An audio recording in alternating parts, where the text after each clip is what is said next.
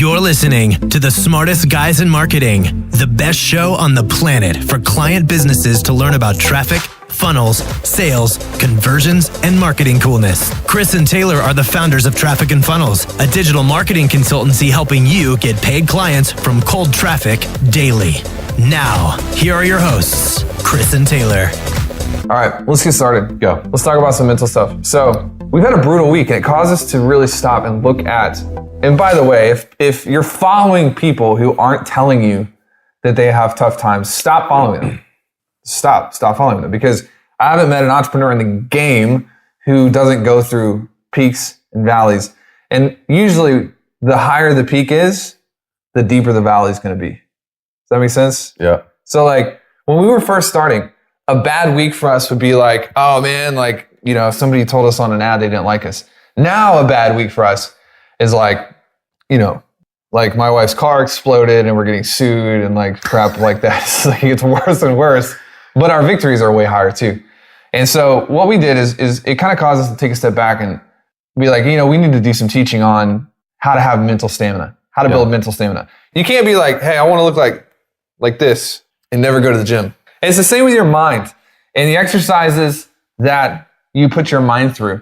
And so I've got a couple principles that I'm going to just dive into in terms of like your emotions, how to think about your life, journaling. As we go through this, what I ask from you though, is give us feedback. If you guys have specific questions about this or like even additions, throw some additions in.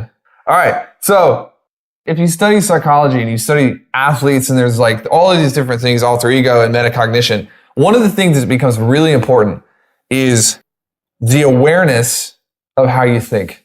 They call this metacognition. This is when you can think about how you think. Say what? How does that work?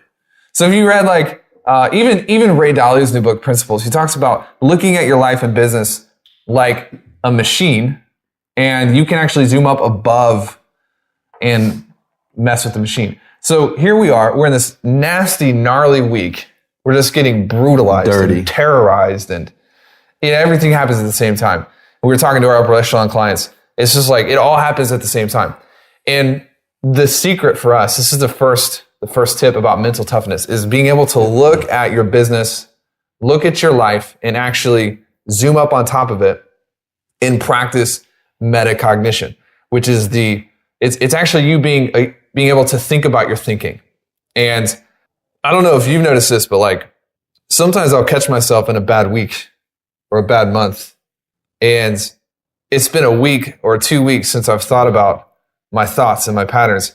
And this stuff is dangerous. Yeah. Like if you subconsciously start thinking negatively and you start subconsciously like being negative and pessimistic, it's very dangerous. It can actually derail your business. And so one of the things I do every night before bed, I actually write down in a notebook. Some people call it journaling. I don't want to offend anybody. So I'm not saying you should journal, but writing down in a notebook, I will rate myself on like 5 things: physical, mental, emotional, spiritual, and business. Say it again. Physical, spiritual, mental, emotional, and business. And I'll rate myself on a scale of 1 to 10. And here's what I've found, is that if I rate myself more than 2 days in a row below 5, something's wrong and I don't know about it. I haven't been paying attention. I got to pay attention to it. And usually just being aware of it, this is the principle of metacognition, just being aware of it enables you to fix it. Anything to say on that? No, keep going. Is this okay? Yeah, this is awesome. Another word for this is conscientiousness or self-awareness, or like people put all this stuff into it. But it's the basic premise of just paying attention to how you feel and being able to deal with that. All right?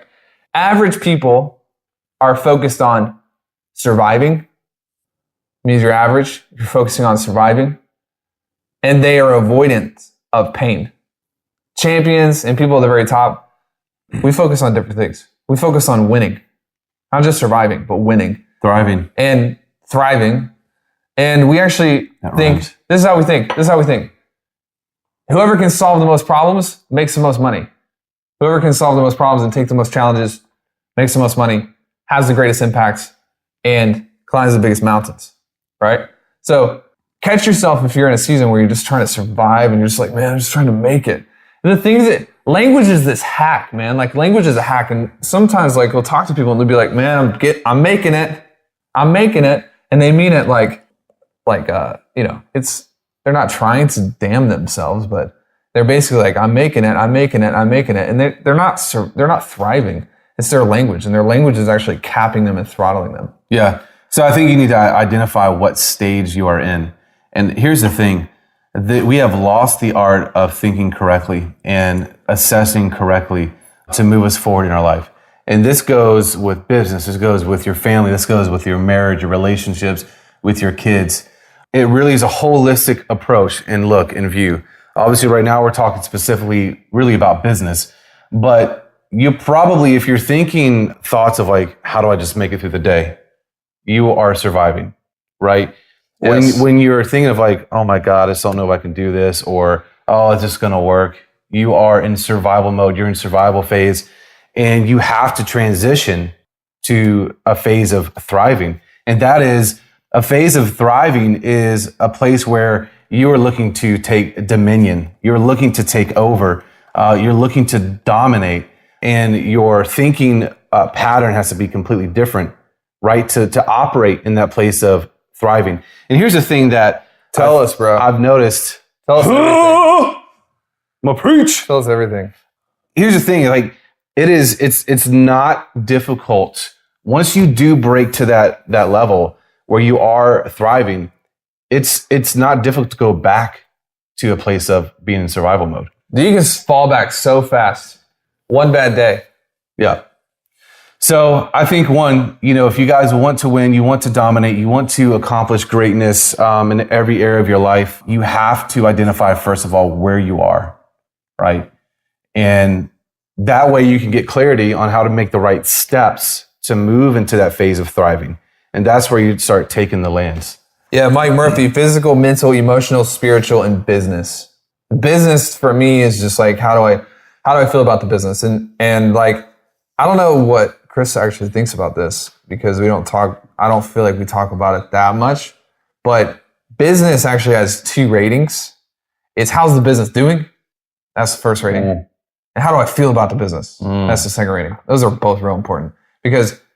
And they're like completely different. Yeah, we've had record-setting months where it's like, oh my God, we made all this money. It's like, I just feel like crap. I just feel like we're like it's all like going in, like the world's coming to an end. And on the vice versa, we've had months that are just kind of average. And we've been like, dude, this is the best month of my life. I am rocking and rolling. And what you want is you want to balance in the middle. Yeah. Because you don't want to be like, I feel great, I'm poor.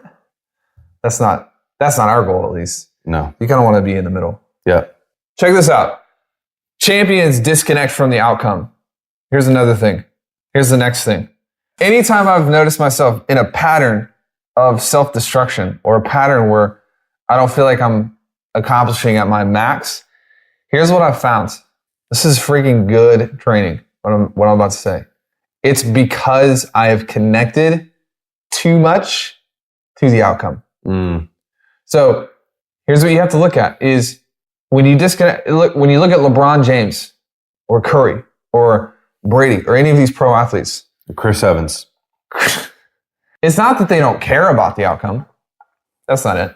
I think that they care about winning. They care about the scoreboard. Oh, they care. It's important. You want to be the best, right? But their identity isn't caught up in the outcome.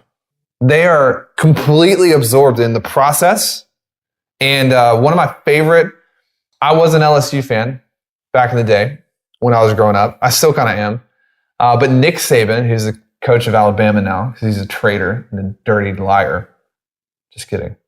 Unbelievable. Nick Saban. He's one of the best. He is the best. He's the best football. Bear Bryant could be up there, but Nick Saban is one of the best college football coaches ever. And I love what he says to his players. He says, "Don't worry about winning the game.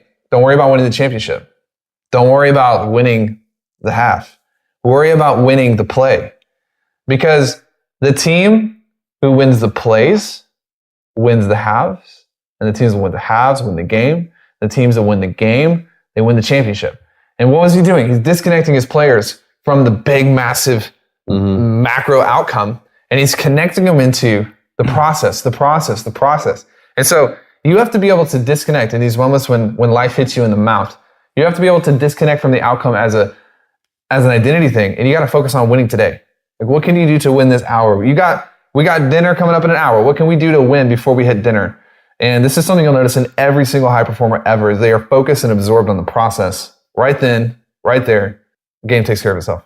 Yeah. When you're focused on winning the championships and that's like the only thing that you see, it becomes overwhelming. And what we've seen is people, especially in the business space, the entrepreneurial space, they clam up. Like, they lose clarity. They don't know how to get there. And it's like, no, what you do is like you win that play, right? Yes. You win that drive. Like, you launch that Facebook ad. You get the first client.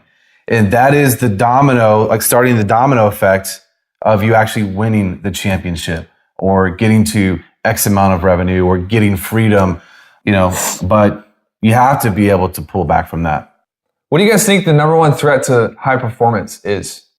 The biggest threat to high performance is burnout. It's actually burnout. It's burnout. Because here's why.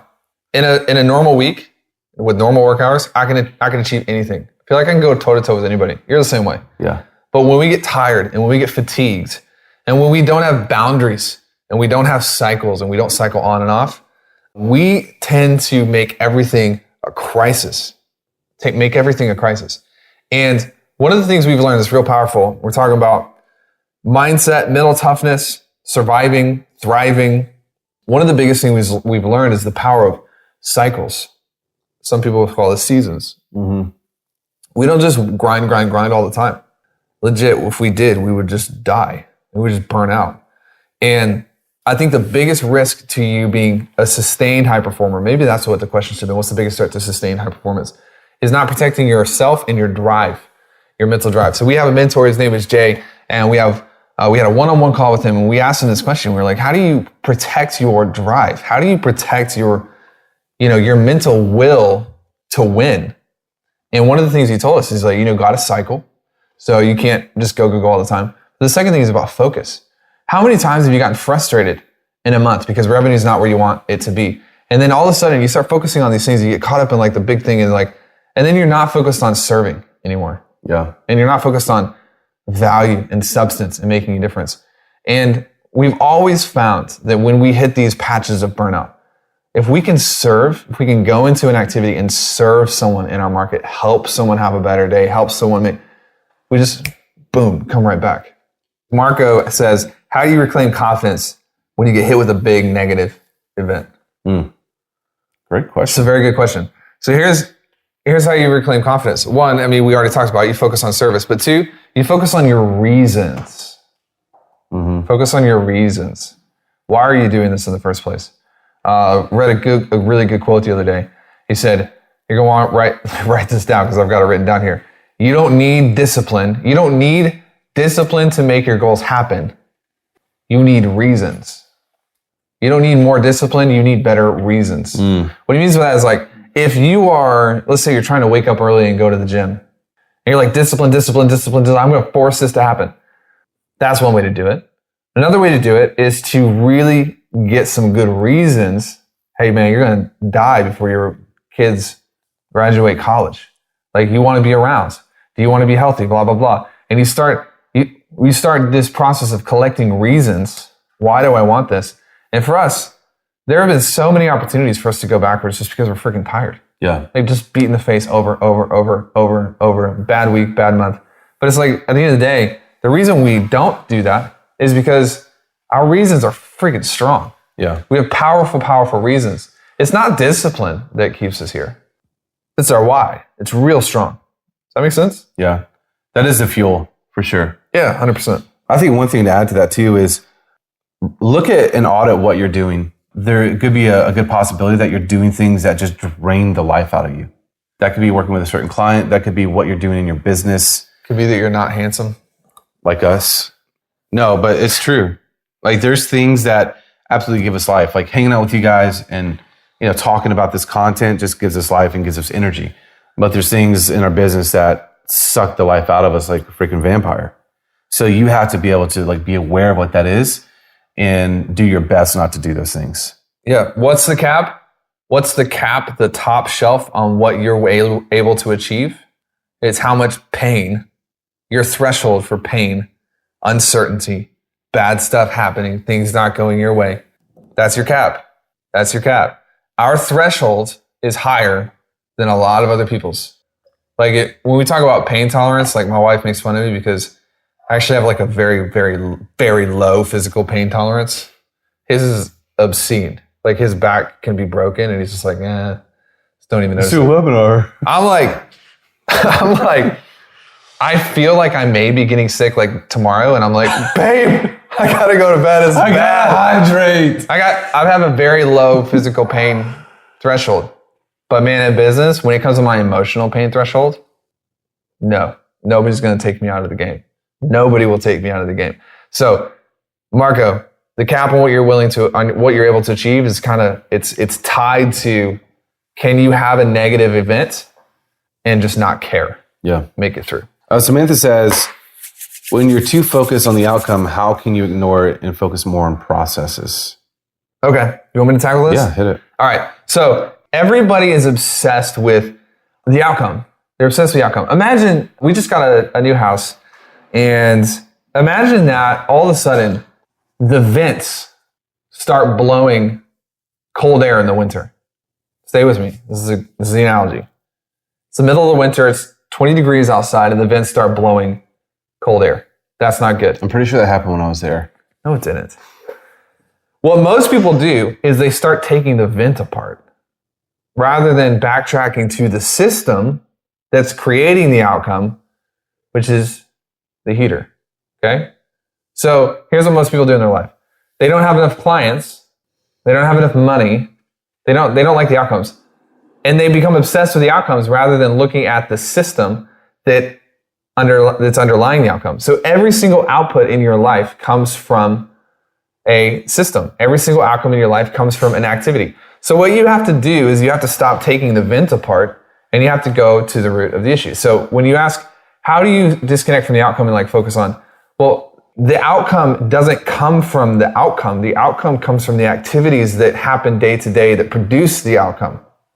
That makes sense? Ooh, say that again. So the outcome doesn't come from the outcome itself. It comes from the activities day to day that produce the outcome.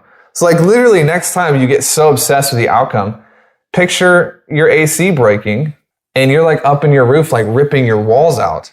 When it's like, that's not the system. That's like the conduit. Mm-hmm. So your bank account is a conduit. Oh. Your amount of clients at the end of the day. You're talking dirty now. Where's the organ? Altar call. So here's the deal. You got to focus on the freaking system. What are you doing that's producing that bad outcome? And then just become obsessed with it. You want to figure it out. Having a mentor helps, obviously. Having a mentor helps. Having someone who's done it before helps. I can think of some things, but I think that just wanting to figure everything out by yourself is like the epitome and extreme end of foolishness.